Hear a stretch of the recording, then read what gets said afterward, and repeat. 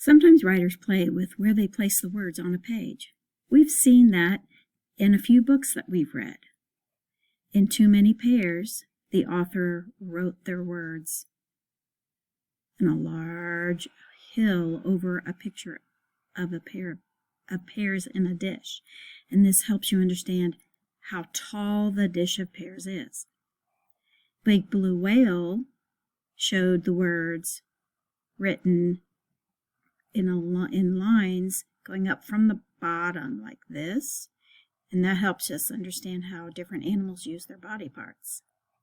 And in Surprising Sharks, the author wrote the words in a shape that looked like a mountain, and this helps you notice what a shark's fin is shaped like.